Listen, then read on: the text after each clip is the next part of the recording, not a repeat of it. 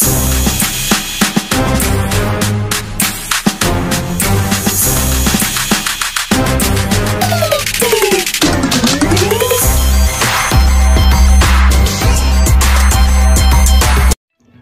up global wallet as your payment option. Login lang kayo, punta kayo sa my earnings, ayan, tapos payment option, click nyo lang yan, and then fill upan nyo lang lahat yan dyan, kumpletohin nyo, diretso fill up na. Tapos register with IP out, click nyo yan, and then punta nyo yung email nyo, may email sa inyo, save nyo yung username saka password na binigay sa inyo, save nyo yan siya, kakailanganin nyo yan mamaya. Tapos click the link, ayan, then continue nyo lang, click nyo yung continue. Tapos yung in-email sa inyo na username saka password, ayan, pinaste ko sa note ko para makopy paste ko siya doon. Screenshot nyo rin para hindi mawala. Ayan, actually ID number nyo yung username, ang password, yung given password na in-email sa inyo, copy paste nyo yan doon para makalogin kayo. Ayan, login, ayan na, may video dyan, tutorial, panoorin nyo yan siya. Set up, how to set up your account. Then tapos yung panoorin, pwede nyo i-close. Okay, fill upan nyo lahat yan dyan, wala kayong dapat ma-miss dyan, fill upan nyo lahat, maliban dito sa baba. Sa baba huwag nyo nang pakialaman yan, company optional lang yan siya, huwag nyong i-fill upan yun ha. Okay, magre-require yun siya ng additional documents. Huwag niyong i-check, huwag niyong pipilapan yan. So proceed kayo dito sa government ID, ilagay nyo, magkaroon pa kayo dyan ng screenshot, picture, mag-submit pa kayo ng picture ng ID nyo, saka documents nyo na nilagay nyo doon, kung anong ID ginamit nyo, ipicturean nyo, isubmit nyo, photocopy. Tapos yan, answeran nyo lahat yan. Ilagay nyo yung pin doon, mag-create nga pala kayo ng pin doon sa taas. 4 na number. Create your pin. Tapos yung sa baba, yan, answeran nyo yan. Tandaan nyo yung pin nyo ha. Anytime na mag-update kayo, yan ang i-aasa yung pin na yan. So go ka lang. Okay, save mo, continue, click mo lang yan.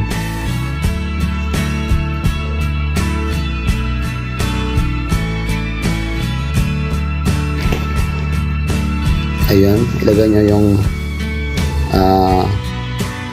na-mailed na password ninyo, tapos mag-create kayo ng sarili nyong password. Ito yung in-email na password, ilagay nyo yun doon sa taas, tapos gawa kayo ng sarili nyong password and then confirm. Ilagay nyo yung PIN number nyo, yung 4 na number na ginawa ninyo, yan yung lagi nyo i-enter every time na mag-ask siya ng PIN. 4 na number lang yan, tandaan nyo. Tapos good to go na kayo. Check your mail ulit, mag-i-email sa inyo ang IP out. Ayan, verified na yung account ninyo, so mag-login na lang kayo. Check nyo yung link, log in with your username and password. Ayun na yan siya, done na. Ayan, so sa next na payout, pag na-set nyo dyan sa global wallet nyo, papasok na yung pera nyo dyan. So ang gawin nyo, i-download nyo yung app nito, may app yan. Ayan, download nyo yung app na yan dito sa right side. Pag download nyo yan, yung now na app, ayan, lalabas yung activate your mobile application. Ito yung code na ilalagay nyo pag once na na-download nyo na yung Now Wallet app. Tandaan nyo yung merchant code na yon.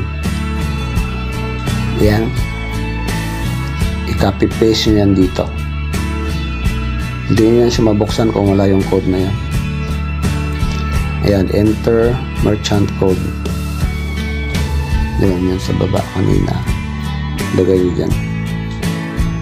Tapos go ahead.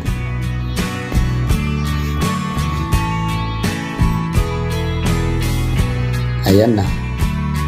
Enter nyo yung ginawa yung username password. Yung username, ID, number nyo yan sa LiveGood. Tapos yung pin na ginawa nyo na 4 na pin, enter nyo ulit yan. So okay na, yun na yun siya. Subukan natin.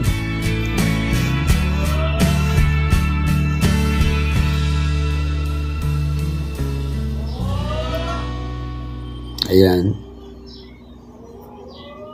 LiveGood, zero balance.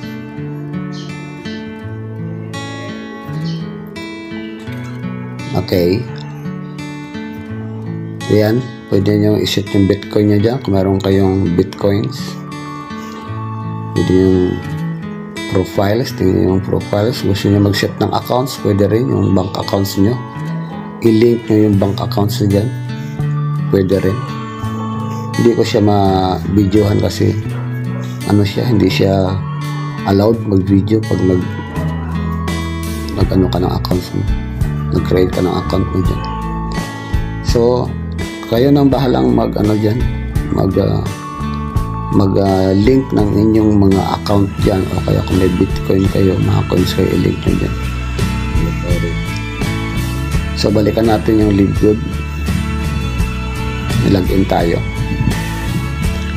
Tapos ngayon, punta tayo doon sa payment option. Tingnan natin kung verified na siya, na pwede na siya makareceive ng ating commission. Ayan, nakalagay yun. I pay out is not your current payment option. So huwag nyo munang i-check yan, huwag nyo isi-save kung kailangan nyo pa ng credit wallet. So qualified ka na. Once na gusto mo na siyang ipasok dyan, pwede mong i-check yan siya na yan ang option mo, tapos i-save mo. Reminders lang na itong Global e-Wallet Mastercard ay hindi pwedeng pang-renew ng ating subscription at hindi rin pwedeng pang-registered sa ating mga bagong affiliate members.